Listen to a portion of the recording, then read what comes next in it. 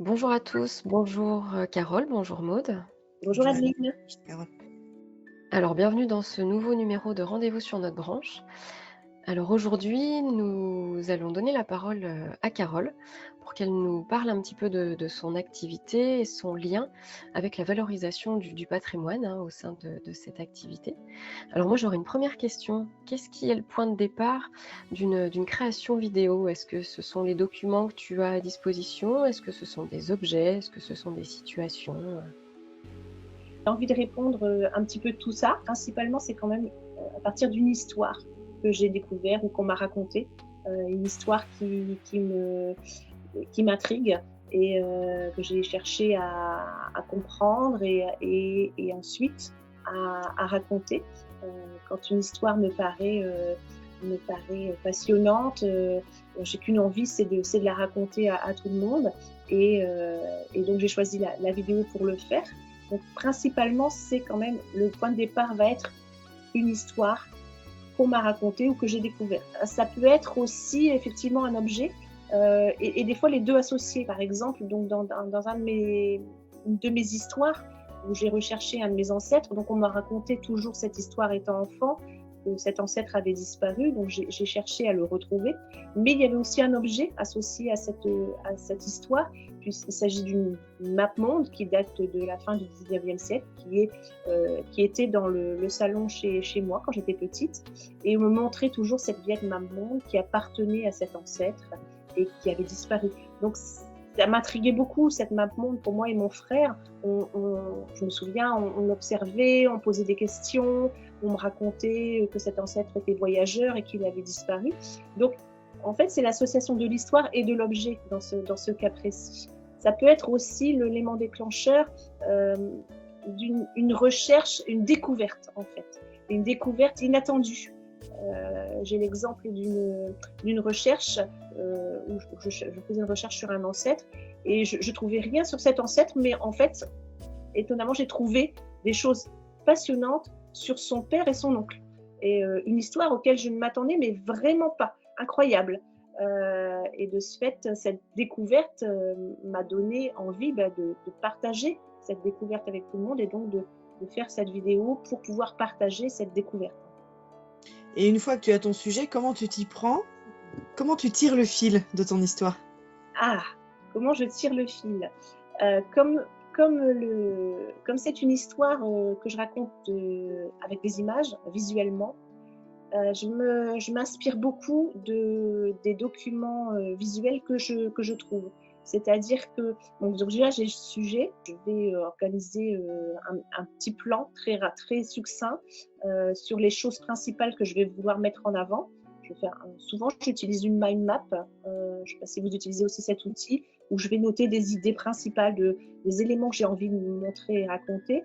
Et ensuite, je vais faire une recherche d'images correspondant à cette idée. Généralement, les images que je vais trouver qui vont me guider. Et je fais des découvertes aussi en faisant cette recherche, des nouvelles découvertes. Et voilà, je vais tirer le fil comme ça, avec l'association de l'idée principale et des images. Et tu as un exemple d'histoire à nous raconter?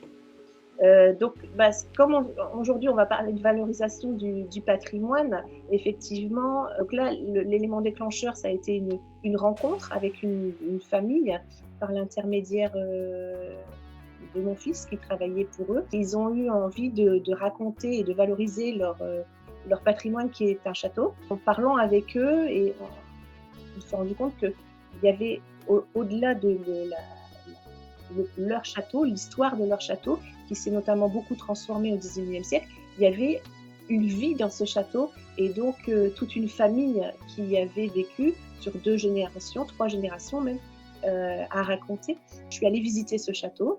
On m'a fait visiter, j'ai rencontré le petit-fils de la dernière princesse, le fils de la princesse actuelle d'ailleurs, mais petit-fils de la plus ancienne, qui est décédée en 2018, qui m'a fait visiter son château, qui m'a fait visiter aussi des pièces que personne ne peut visiter. J'ai eu la chance d'aller jusque dans la salle d'archives.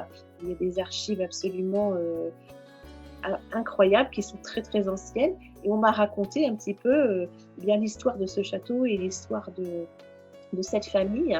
Ça a été l'élément déclencheur pour raconter cette histoire et valoriser ce patrimoine qui est pour nous, donc dans ma région, quelque chose que toute la population connaît depuis toujours. Moi, depuis que je suis tout petite, on passe devant ce merveilleux château, mais qui, à cette époque, était fermé au public. C'est-à-dire qu'on savait que la princesse y habitait, mais c'était très mystérieux, puisque pour nous, on n'avait jamais passé les portes de la barrière d'entrée. Et c'est seulement en 2017-2018 qu'ils ont commencé à aborder le sujet de l'ouverture au public et de la valorisation de leur patrimoine. Et cette princesse est décédée en 2019 à l'âge de 100 ans. Et c'est à partir de ce moment-là où ils ont vraiment... Parce qu'elle habitait toujours dans le château.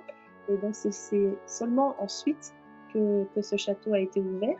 Et donc, en racontant cette histoire en vidéo, c'était aussi une manière pour eux et pour moi de montrer à toute la population locale, mais à tout le monde en fait, l'histoire de ce château et tout ce qui avait été vécu à l'intérieur pendant toutes ces années. Donc là, à partir de ça est partie une vidéo qui raconte l'histoire du comte Félix de Mérode, qui a été un des précurseurs de la Révolution en Belgique en 1830. Donc, on part de cet événement en 1830, et puis ensuite de ses descendants qui, eux, ont hérité de ce château, qui était un château féodal, plutôt médiéval à la base, et qu'ils ont transformé énormément en rehaussant les toits, en rajoutant une tour, en rajoutant un perron majestueux avec 2 magnifiques escaliers à la mode du 19e siècle, et puis avec la vie que des comtes et des comtesses pouvaient mener à cette époque. Donc, j'ai associé la transformation du château et la vie qu'ils ont pu y mener. Et tout ça a découlé une vidéo qui est sortie assez récemment sur ma chaîne YouTube. Voilà, mon expérience. Merci Carole, c'était très intéressant, ton expérience est vraiment super. Et donc voilà, on a terminé pour cet épisode-là. Merci beaucoup Adeline, merci Carole. Merci, ça a été un plaisir d'être avec vous, parmi vous pour cette série sur la valorisation du patrimoine. Et j'espère qu'on se retrouvera très bientôt sur des sujets semblables. À très bientôt, merci. Allez, À bientôt, merci. Au revoir, à très bientôt.